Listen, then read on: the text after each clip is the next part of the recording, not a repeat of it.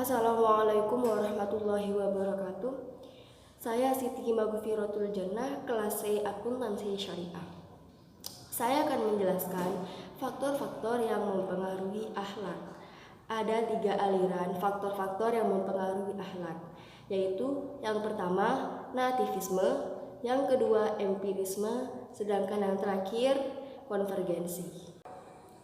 Saya akan menjelaskan aliran yang pertama, yaitu nativisme, yang kemudian disusul dengan aliran yang kedua empirisme, dan yang terakhir konvergensi. Aliran nativisme sangat berpengaruh bagi diri seseorang. Aliran nativisme merupakan kodrat atau kecenderungan diri sendiri, bakat, akal, dan lain-lain. Tetangga saya pernah bilang, cewek ngapain kuliah, nanti ujung-ujungnya juga di dapur.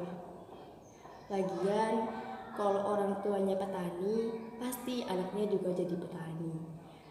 Sedangkan kalau orang tuanya dokter, anaknya juga jadi dokter. Kalau orang tuanya polisi, anaknya pasti jadi polisi. Padahal tidak, semuanya itu tergantung diri sendiri, sesuai dengan kemauan seseorang. Karena kita kembali ke diri sendiri, dari bakat kita. Saat kita mempunyai keinginan untuk menjadi dokter, dan kita memiliki bakat dan juga kemauan untuk berusaha, Allah pasti akan membantu kita. Yang terakhir adalah aliran konvergensi. Aliran konvergensi adalah faktor-faktor yang dipengaruhi oleh faktor internal dan faktor eksternal, yaitu dari dalam dan dari luar. Misalnya keluarga. Biasanya saya kasih contoh seorang anak yang ditinggalkan orang tuanya merantau. Biasanya dia kan tinggal sama bibinya atau neneknya.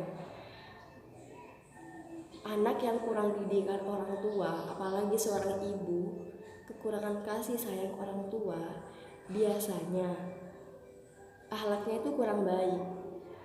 Bisa jadi mereka kayak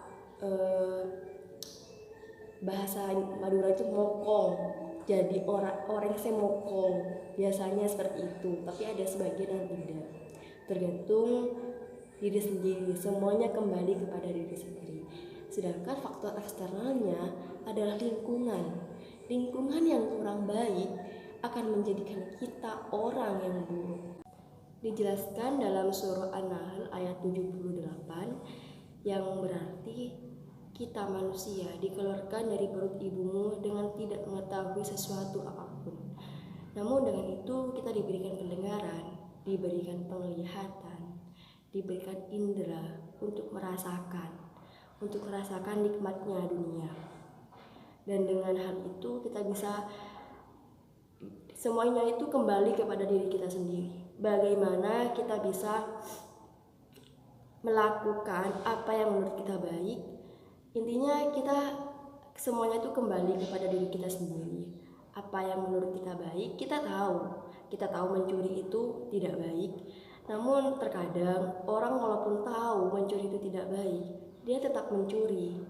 Itu karena akhlak yang kurang baik, hati yang kurang baik, dan akhirnya mencerminkan diri sendiri bahwa ia pencuri. Gambaran Allah terhadap eksistensi manusia salah satunya ada surah At-Tin ayat 4 yang berbunyi, laqad khalaqnal insana fi ahsani taqwim, bahwa Allah sudah menciptakan manusia dengan sempurna. Memang setiap manusia tidak ada yang sempurna, namun Allah sudah menciptakan kita seperti itu halnya. Itu adalah yang terbaik untuk kita. Yang mungkin menurut kita, saat kita merasakan sesuatu yang menurut kita tidak baik, itu yang terbaik dari Allah untuk kita. Karena yang terbaik untuk kita belum tentu terbaik menurut Allah. Berikutnya saya akan menjelaskan juga manusia yang tercela.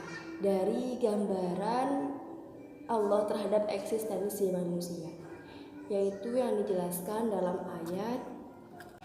pada ayat 72 surah Al-Ahzab yang berbunyi innahu kana dzuluman jahula. Sesungguhnya manusia itu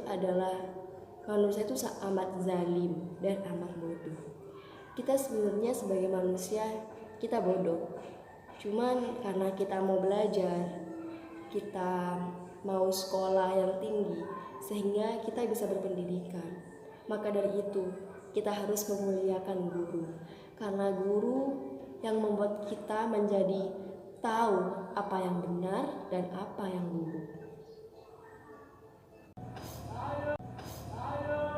Ada juga kehendak dan pendidikan, dan ini merupakan yang terakhir dari penjelasan saya.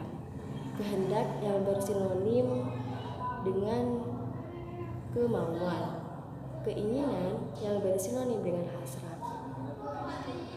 Kita pasti memiliki keinginan. Dan pendidikan, saat kita berpendidikan tinggi, pasti kita akan berpikir dulu sebelum kita melakukan apa yang kita inginkan. Pendidikan, dengan cara kita berpendidikan, kita serius dalam pendidikan, insya Allah kita akan melahirkan diri yang memiliki keteladanan yang baik. Sekian dari saya, terima kasih. Mohon maaf apabila ada kekurangan, karena sesungguhnya saya hanya manusia biasa yang tak luput dari dosa dan lupa. Sekian dari saya. Wassalamualaikum warahmatullahi wabarakatuh.